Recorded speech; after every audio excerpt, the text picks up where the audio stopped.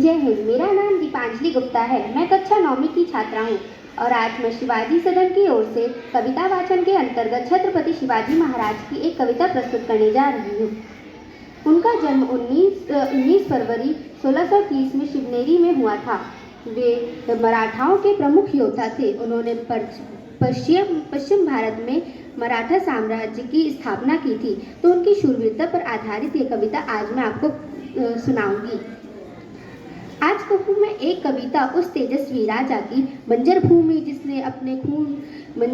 को जिसने अपने खून से सींचा था।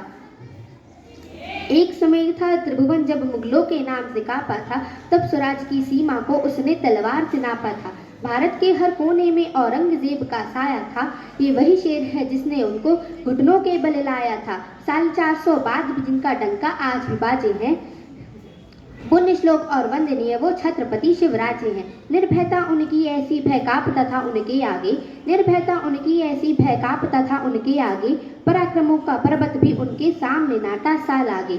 सामदाम और दंड भेद को राजनीति में लाया था, सामदाम और दंड भेद को राजनीति में लाया था। जीजाबाई माता ने उनको पाठ यही पढ़ाया था, जीजाबाई माता ने उनको पाठ यही पढ़ाया था। मातृभूमि नारी ध्वज भगवा तीनों सर उठाए थे, मातृभूमि नारी ध्वज भगवा तीनों सर उठाए थे। रामराज को फिर पृथ्वी पर छत्रपति ही लाए थे।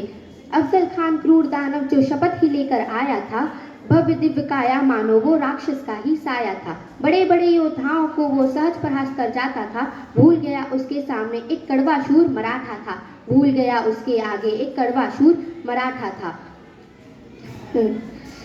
गुरूर झट से ढेर हो गया, चहुं ओर सन्नाटा था। अफजल को शिवा ने मेरे बोटी बोटी काटा था। कितने शूर वजीरों को औरंगजेब ने खोया था, खुद के मामा की कटी उंगलियां देख फूट कर रोया था। एक बार बस भेंट हुई थी उसकी वीर शिवाजी से, एक बार बस भेंट हुई थी उसकी वीर शिवाजी से। गरज पड़ा दरबार सामने देख रहे संभाजी थे। दृष्टिक्षेप में होकर भी वह उनका कुछ ना कर पाया, दृष्टिक्षेप में होकर भी वह उनका कुछ न कर पाया।